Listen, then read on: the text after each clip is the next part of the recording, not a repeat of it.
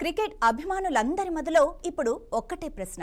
తలా మహేందర్ సింగ్ ధోని ఐపీఎల్ 2025లో ఆడతాడా లేదా?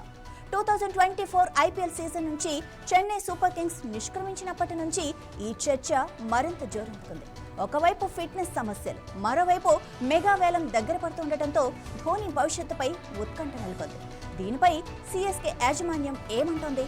ధోని సన్నిహితులు ఏం చెప్తున్నారు? Let's watch the story.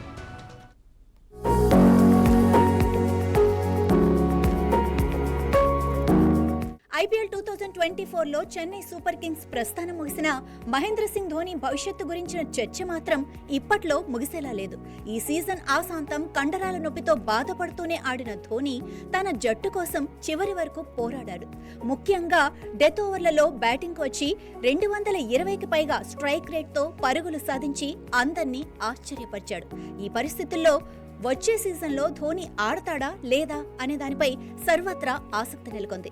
దీనిపై Chennai super Kings CEO Kashi Viswanathan స్పందించారు. ధోని రిటైర్మెంట్ పై డ్రెస్సింగ్ రూమ్ లో ఎలాంటి చర్చ జరగలేదని, అతని భవిష్యత్తు గురించి తాము ఎప్పుడూ అడగలేదన్నారు.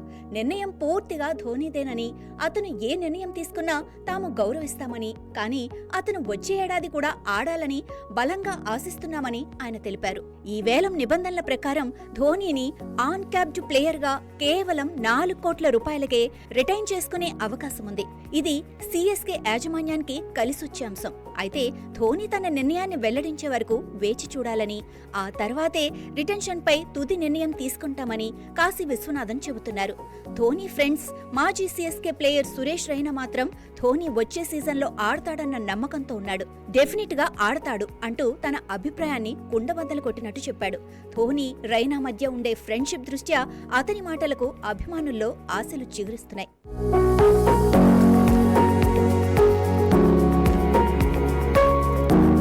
మొత్తం మీద చూస్తే ధోని ఐపీఎల్ భవిష్యత్తుపై బంతి ఇప్పుడు అతని కోర్టులోనే ఉంది.